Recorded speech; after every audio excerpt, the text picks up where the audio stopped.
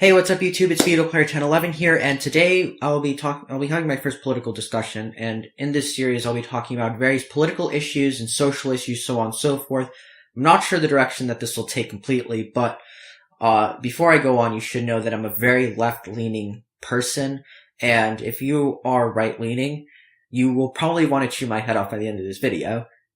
But if you do want to have discussions with me, I will be glad to participate in those, and we can have those discussions in the comments in other videos, so on and so forth. That is what democracy is about, and hopefully those conversations can be productive.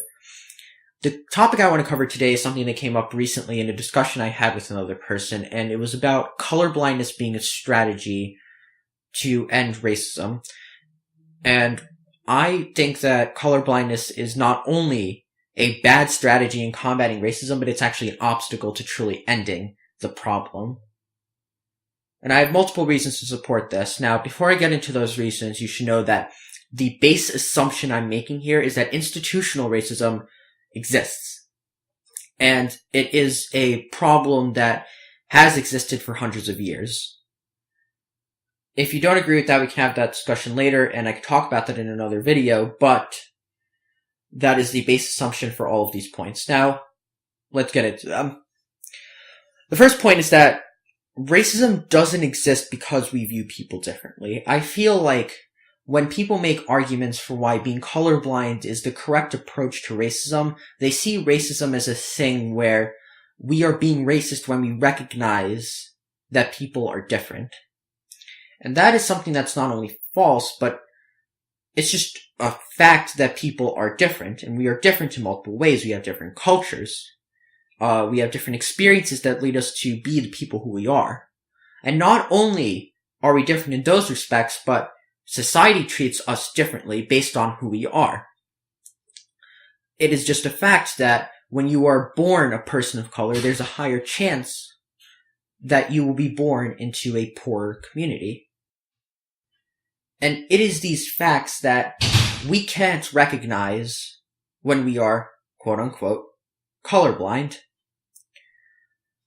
So, the conclusion here is that, on this point, that being colorblind ignores all of these different experiences. It ignores that we have arrived in the position that we are due to different historical circumstances surrounding our race. We have arrived to our position based on different cultures, and we have arrived to our position based on different things. Different institutions, ways in which the institutions affect us, so on and so forth. So, if that's a problem, then we can't fix that problem by simply ignoring it. And that is the common thread in all of these points. That being colorblind ignores the problem that exists. It does not end it, and we cannot end it by simply ignoring it. Now, the second point I want to talk about is that it disallows a holistic understanding of racism. And this is a problem that is brought up in the article. All these articles I'll discuss, by the way, will be in the description below. White millennials are a product of a failed lesson in colorblindness, written by Michael Denzel Smith. And I can identify with this personally. So, the way we can understand this point is through how white liberals have tried to participate recently in different protests against institutional racism. For example, Black Lives Matter protests. And from a personal standpoint, I went to participate in Black Lives Matter protest down in Zuccoli Park on Black Friday. And the point of the protest was that we need to focus on the Black Lives Matter movement rather than Black Friday. That Black lives are more important than you shopping on this day, which is something that I think is true. Now, the problem with this is that the leaders that day on their march, they were arrested, and we ended up having a lot of predominantly white people at a Black Lives Matter protest. And we got into a discussion on the role of white people. And what has failed us in a lot of ways is that we are prevented from having a holistic understanding of the experiences of other races, and colorblindness contributes to that greatly. When we are not allowed to see the skin color of the other person, if we're not allowed to see the differences that we have between different people, what we notice is that we can't understand the experiences that they have. If we are not allowed to understand that they have a different race, we aren't allowed then to understand because they have a different race, they have different experiences.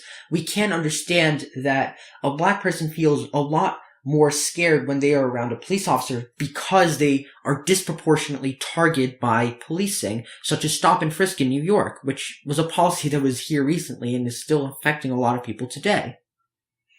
And when we can't have that holistic understanding, there is no way in which we can solve racism. It's an obstacle, and that is the entire point of this. When we have that in the way, I am not allowed to understand the experiences of other people, and I can't do anything about that.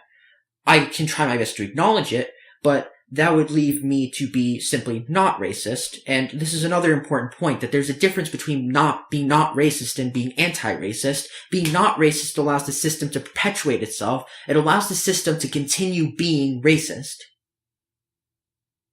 However, if we are anti-racist, if we have a true understanding of it, we can actually do something about it and end it. If you're being racist, that's bad. If you're being not racist, you're allowing those who are racist to continue being racist. If you're anti-racist, you are seeking to end it. You're seeking to solve the problem. And that is how colorblindness prevents us from being anti-racist. Now, the third point I want to make here is that being colorblind makes color a problem. And this is a point brought up in an article on Everyday Feminism, and this will also be in the description below. It's written by John Greenberg, and it's titled 7 Reasons Why Colorblindness Contributes to Racism Instead of Solving It. I believe it's actually instead of solves it. It's not really grammatically correct, but besides the point.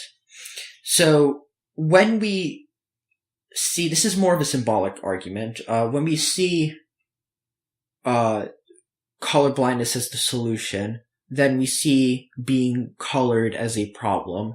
It's that when we try and end up being colorblind, we're like, I see all of you just like I see me. And predominantly when people are colorblind, this is also in an article called What Group Studying Whites and Their Colorblindness by Mandy Lewis. Most people who want to be colorblind are whites. And what they do is they kind of co-opt the experiences of people of color into being white, and they're like, I see you as me, and we're gonna ignore your culture and differences and stuff, and try and subsume you guys under us. Like, I'm not sure how to explain it another way, other than like, this is something that we tried to do in a very direct way with slavery. When people came across the Atlantic Ocean during the Atlantic slave trade, they weren't allowed to keep their names, their culture, anything. They were forced to adopt a new religion, forced to adopt new names, and forced to adopt new lifestyles. And that is what happened when we ignore, and we're doing this in a very different way now, when we ignore the differences between people and we adopt this paradigm of colorblindness. And now the fourth and the final point I want to talk about is, if you can't discuss the problem, how can you solve it? And this is something that I was relating to before. If you're not allowed to see color, how am I supposed to do anything about racism? And this will lead into a slightly different point in the discussion, and that I understand is my position. I can never really truly understand the experiences of black people because I've never experienced it myself. I'm not arguing that there is a possibility that I can understand the fear of being targeted by the police at a disproportionate level. As someone who's a person of color. However, my argument is that being colorblind disallows me from truly recognizing that that is a thing, right? Recognizing that as a thing is definitely a first step in being anti-racist, is answering the racist institution that exists. Now, if I can't talk about it, if I'm supposed to be colorblind and not recognize those issues, it's impossible for me to acknowledge that these problems exist. And if we don't know that a problem exists, how can we solve it? And that is the essential question that you must answer if you are a proponent for colorblindness. Anyway, I hope you enjoyed the discussion. If you have points on this or anything that you want to talk about it in the comment section below. I'll try to respond to as many as possible. Give it a thumbs up if you like it, share it, and subscribe for more content. Thank you for watching.